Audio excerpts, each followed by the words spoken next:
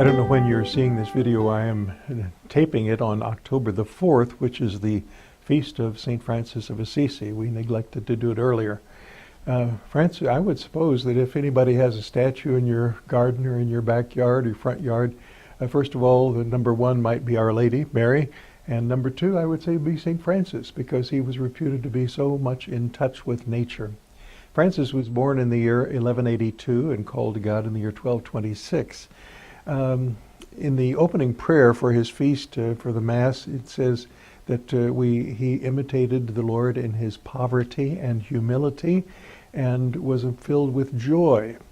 Well, as far as the poverty goes, early in life he was from a wealthy family of Assisi, small little town about 150 miles north of Rome, and he really was kind of a romantic. He enjoyed the good life. But he had several conversion experiences. We're not sure which one made the most impression on him. One of them was he one time saw a poor freezing beggar, and so he took off his clothes and gave them to the beggar. Later on he perceived that perhaps this was Jesus Christ. Another incident that he had was one time he was praying in the church of San Damiano in Assisi, and he saw the crucifix, and the voice said, "Francis, rebuild my church."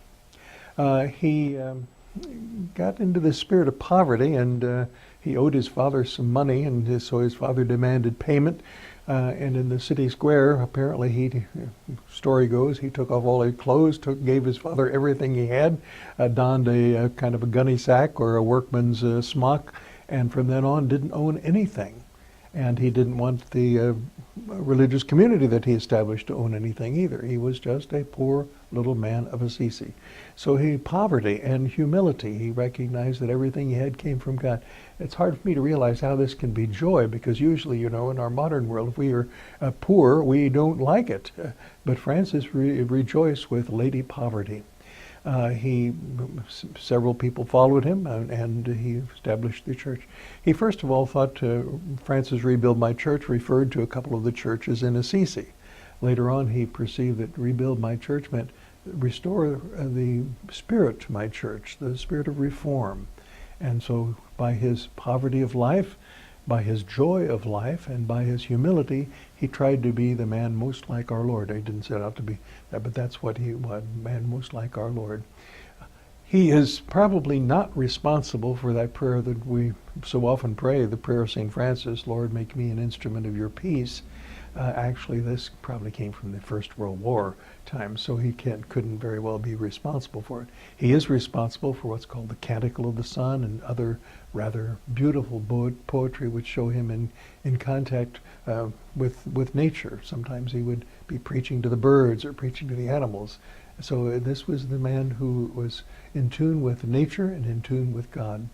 We honor this person. One of the things I suppose he's most known for, well, outside of the stigmata, the imprints of the wounds of Jesus in his hands and feet, but he's known for the Christmas crib.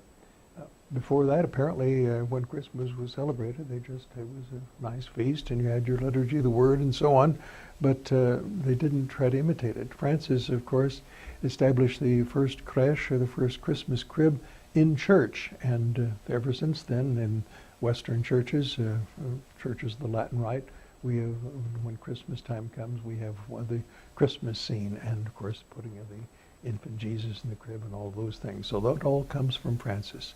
So we honor this great, great saint. As I say, we're a little bit late in getting this video to you, but we honor this great saint, perhaps the man most like our Lord.